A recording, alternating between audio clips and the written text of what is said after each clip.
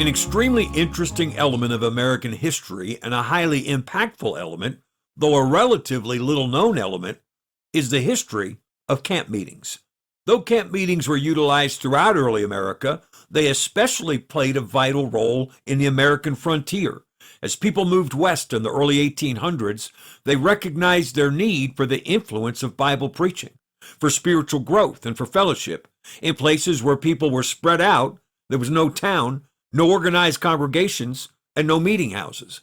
So, traveling preachers would hold extended outdoor revival meetings to lead people to Christ and strengthen them in their faith. People would travel from as far as 50 miles away and camp out with their families for the duration of the meeting. These camp meetings would attract as many as 10 to 20,000 people in some areas, and they spread throughout the United States. In 1811, the Methodist preacher Francis Asbury wrote in his journal that there were over 400 annual camp meetings held on the frontier, from Georgia to Michigan. If you've ever seen the movie Sheffey, depicting the life of the Methodist circuit-riding preacher Robert Sheffey in the 1800s, you saw a recreation of American camp meetings. Camp meetings often became a Christ-centered vacation spot for American families. There'd be a prayer meeting and maybe some preaching each morning, and then families would have the rest of the day to swim, picnic, hike, or just rest. And then each night there'd be a large preaching service under a tabernacle or a tent. There are places throughout our country where tabernacles from those days are still standing. Martha's Vineyard in Massachusetts is one of the most elite vacation spots in America. It began as a camp meeting in 1835. The tabernacle is still standing. If you find that hard to believe, just search Martha's Vineyard Camp Meeting Association. In 1857, 25-year-old William Osborne attended a camp meeting and heard the gospel preached. He trusted Christ as his Savior, and the Lord immediately called him into evangelism. In the summer of 1869, when he was 37 years old, William Osborne met with some other preachers on the beautiful shores of the Atlantic Ocean in New Jersey. They camped out in the brush for a time of extended prayer. All of the preachers were aware of the great effect that camp meetings had had across America, and they were also aware that there was no camp meeting anywhere in that area. So, on July 31st, 1869, William Osborne and several other godly men decided together to establish the Ocean Grove Camp Meeting Community. By the next summer, 1870, they were selling plots of land, building roads, digging a well, and working to build their own town. They built wooden tabernacles where preachers could preach to the crowds that would assemble. Every few years, they'd have to build a larger tabernacle to accommodate the great crowds that Ocean Grove was attracting. People would travel by train to get to Ocean Grove, south from New York City and north from Philadelphia. The crowds grew so large that in 1894, they built a 10,000-seat auditorium to hold their services in.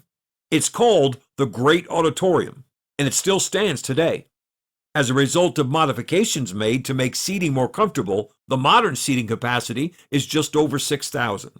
My dear friend Pastor Brian Miller of Somerset, New Jersey, took me to visit Ocean Grove for the first time in 2008. We were able to get inside. The auditorium is indescribable. It contains one of the largest pipe organs in the world. There's a huge sign in the wall which reads, "Holiness to the Lord," and another one which says, "So be ye holy." It was built for worship and preaching, so the acoustics in the great auditorium are fantastic. I grew up just an hour and a half away from Ocean Grove, and when I first visited there, I couldn't believe that I had never heard of this spectacular place before then. I encourage you to do an image search of Ocean Grove Great Auditorium. You'll be astonished at both the inside and outside of this breathtaking tabernacle. There have been tent dwellings surrounding the tabernacle ever since Ocean Grove was first established in 1869. Over the years, well-known believers and preachers, including Fanny Crosby, Billy Sunday, and Billy Graham, have spoken there. Many different celebrities, including 6 presidents, have appeared at Ocean Grove. Ulysses Grant made the last public appearance of his life there. Though the auditorium and the village have drifted from their original purpose, there's still a Christian emphasis at the Ocean Grove Great Auditorium. The mission of the Ocean Grove Camp Meeting Association since its founding in 1869 is still to provide opportunities for spiritual birth, growth, and renewal in a Christian seaside setting. Their slogan is God's Square Mile at the Jersey Shore. The great auditorium stands as perhaps the greatest monument of the strong influence that camp meetings had in 19th century America. William Osborne left Ocean Grove in 1872 to continue to travel and serve the Lord. He established a total of 30 camp meetings, including one in India and one in what is now Ocean Grove, Australia. He died in 1902 at 70 years of age, and he's buried in Westchester County, New York. On the small grave marker is the text of Daniel 11:32. The people that do know their God shall be strong and do exploits. Christian, God has eternal exploits for you to accomplish. Stay the course.